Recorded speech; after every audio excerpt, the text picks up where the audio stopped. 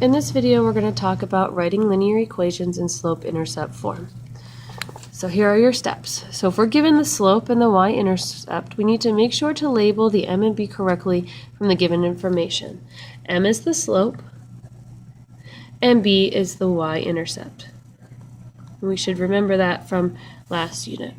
Okay, we're going to substitute m and b into the slope-intercept form of the line, and again, that equation is y equals mx plus b. And then the operation between the x and the b depends on the sign of b. If b is negative, it'll be subtraction, and if b is positive, it'll be addition. And finally, we want to box our answer. So let's take a look at some of these examples. This one's not too bad. We're given slope of 1/3 and y-intercept of -3. So again, we're using y equals mx plus b as our base here.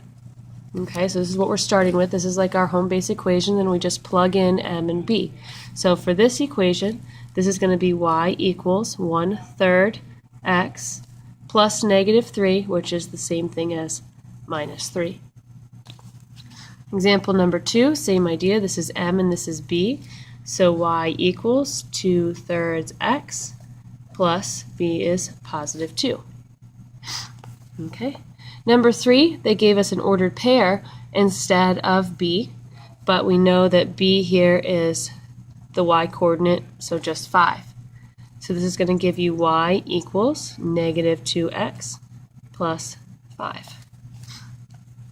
Example number 4, moving down, this is going to be y equals, slope is 1, so 1x, b is -9, so -9. And then with proper math grammar, we don't need to write a coefficient of 1, so this is going to be y equals x minus 9.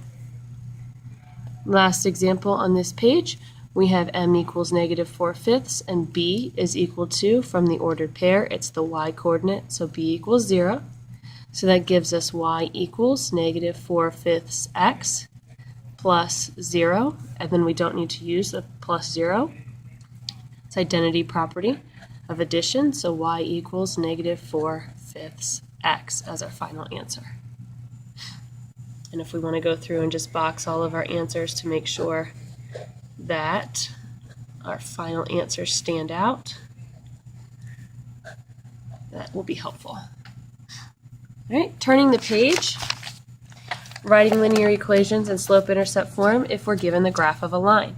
So here are our steps. First, we have to find the slope of the line. We find 2 points on the graph and then calculate the slope. Or you can count up or down and left or right.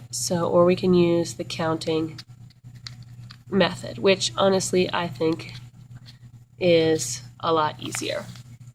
And we're going to label M. We find where the line crosses the y-axis. We label that B.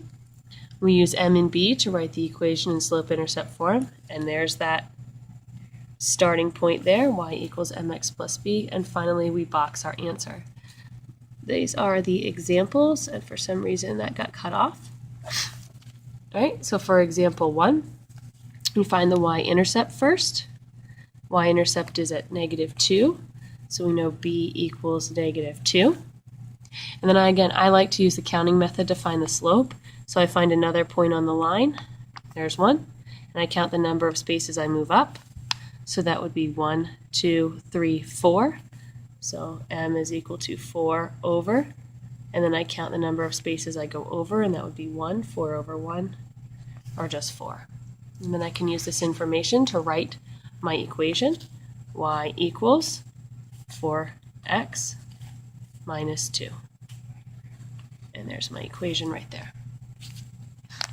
Right, example number 2, I start with my y-intercept, m is equal to, I cross at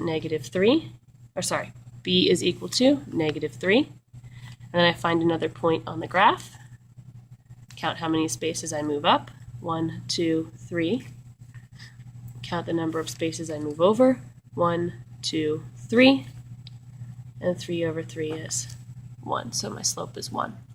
The equation of this line, y is equal to 1x minus 3, and then with proper math grammar we don't need to write the coefficient of 1, so it's just going to be x minus 3. Example number 3, same idea. Start with my y-intercept, so my b here is equal to 2. And then I need to find another point on the line. So point right here. Count the number of spaces that I move up or down. In this case it's up, so I go up 1, 2. I'm going over 1, 2, 3, so my slope is 2/3. I'm using my equation of the line, y equals, slope is 2/3, x, and then plus 2. And last but not least, example number 4, writing equation in slope-intercept form from a graph. Again, start with your y-intercept. B is equal to 1. Then I find my slope, so you find another point on the graph, and then you count. 1, 2, 3. So here I'm going down 3, meaning that my slope is going to have a -3 over. Count the number of places I move left or right. I move to the right 2, so my slope is -3/2. So, all in all, my equation, y equals slope of -3/2 times x, and b is a +1. That ends our notes for now, and I will see you next time.